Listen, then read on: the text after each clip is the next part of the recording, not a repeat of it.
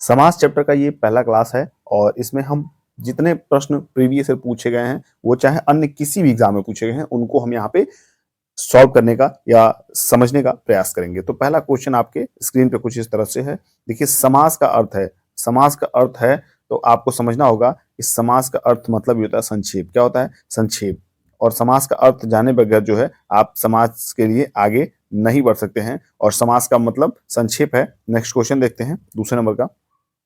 देखिए समास के पदों को अलग करने को क्या कहते हैं? समास के जैसे समास के दो पद होते हैं तो दोनों पदों को अलग करने का क्या उसका सेंस है वो आपको बताना है। तो उसका मतलब होता है विग्रह। क्या होता है? देखिए विच्छेद भी आपको दिया है लेकिन विच्छेद से आपको कंफ्यूज नहीं होना है, आपको विग्रह चुनना है। क्या चुनना है? आपको विग्रह, यानी कि सी ऑप्शन आपका राइट हो जाएगा। देखिए समास के पद जो उनको सामासिक पद कहते हैं। क्या कहते हैं? सामासिक पद। एक एग्जांपल मैं आपको दे रहा हूं, जैसे मान लीजिए कि पीतांबर है। क्या है? पीतांबर। तो पीतांबर में देखिए जरा, पीतांबर में अब ये पीतांबर जो है ये क्या है? इसको हम समास, अगर ये समास है तो इसमें पीत है जो अंबर, क्या है?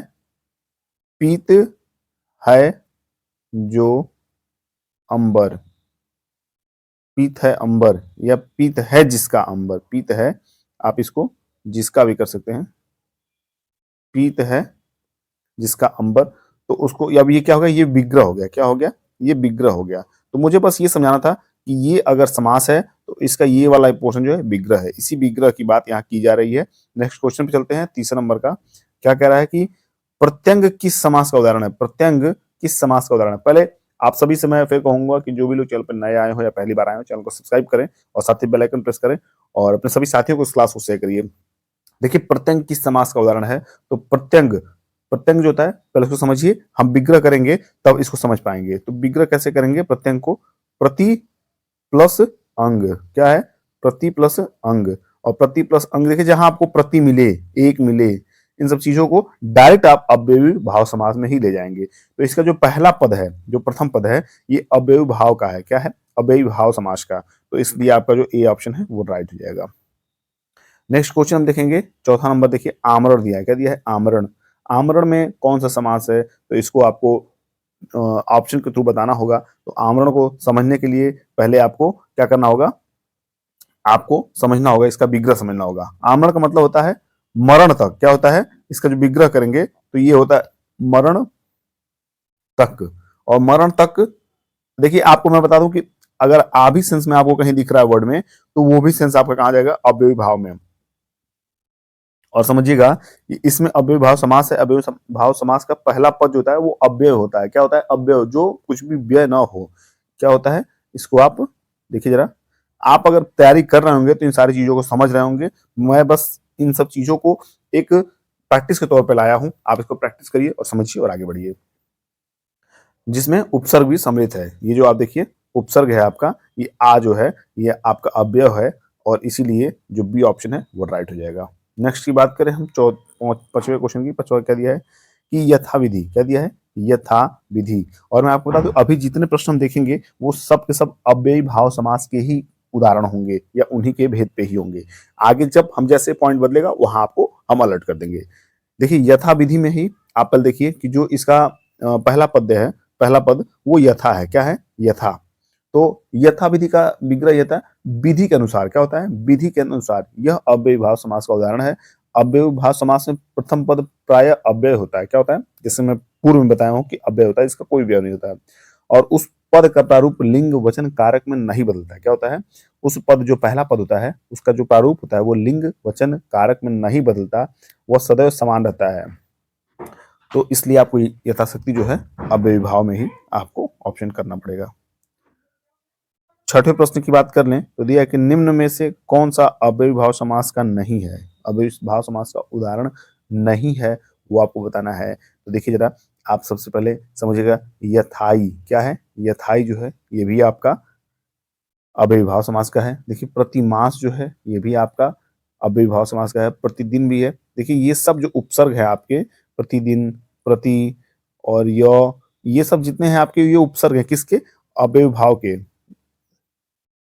तो इसको आपको समझना होगा। अगर ये समझ लेंगे आप तो आपको दिक्कत नहीं होगी पेपर में। लेकिन लास्ट जब बात करेंगे आय और व्यय, तो आय और व्यय जो जाएगा वो जाएगा द्वंद्व में। किसमें जाएगा? द्वंद्व समास में। याद रखिएगा, द्वंद्व समास में। ये किसका उदाहरण है? ये द्वंद्व समास का उदाहरण है। तो डी ऑप्शन जो राइट हो जाएगा। 7वें प्रश्न की बात कर ले तो दिया है कि अनुरूप में कौन सा समास है? अनुरूप में कौन सा समास है? अनुरूप में कौन सा समास है? ए है कर्मधार है, बी है तत्पुरुष, सी है अव्ययीभाव, डी है द्विगु। तो क्या सही हो जाएगा? इसको जरा आप सही बताइए। अनुरूप में हमेशा और हमेशा अव्ययीभाव ही होगा। क्या होगा? अव्ययीभाव। वजह जान लेते हैं कि जो इसमें अनु है, क्या है? अनु। ये अनु जो है आपका उपसर्ग है। क्या है? उपसर्ग है किसका? अव्ययीभाव समास का। तो याद रखिएगा, अनुरूप मतलब होता है कि जैसा रूप है वैसा। क्या है? जैसा रूप है वैसा।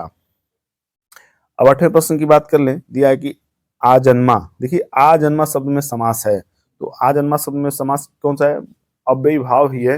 लेकिन इसको समझिएगा, अव्यय आजन्मा का मतलब ये होता है, क्या होता है? आजन्मा, आजन्म का मतलब ये होता है जन्म से। क्या है? आजन्म है। आजन्म मतलब जन्म से, जन्म से या जन्म भर। तो इसको याद रखिएगा, आजन्म मतलब जन्म से या जन्म भर। नेक्स्ट की बात करें हम 9वें की। आपके सामने दिया है कि यथाशक्ति। क्या दिया है? यथाशक्ति।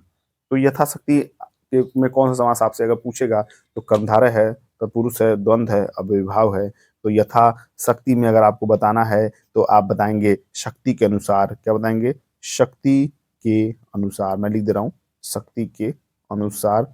और याद करिए, इसका पहला जो पद है वो आपका अव्यय है। क्या है? अव्यय। तो ये अव्यय जो है इस बात का संकेत है कि इसको जब कुछ भी इसमें व्यय नहीं हो रहा है, ये अव्ययीभाव है। इसको आप टिक करिएगा, यानी कि डी ऑप्शन राइट होगा। इस क्लास का आखिरी प्रश्न है 10वां नंबर। क्या कह रहा है? प्रतिदिन। देखिए, प्रतिदिन, प्रतिदिन का मतलब होता है हर दिन। क्या हो गया? हर दिन मतलब हर एक दिन की बात हो रही है यहाँ पे। तो हर एक दिन में आप देख रहे हैं प्रति, और प्रति जैसे आप देखें तो उपसर्ग है ये, सॉरी उपसर्ग की जो ये प्रति है ये आपका अव्ययीभाव समास में जाएगा। तो इसको आप टिक करेंगे अव्ययीभाव को। तो इस तरह क्लास समाप्त होता है, यहाँ पे ये क्वेश्चन भी समाप्त होते हैं। मिलते हैं नेक्स्ट क्लास में, तब तक के लिए पढ़ते रहिए, मस्त रहिए, स्वस्थ रहिए। Bye bye, take care.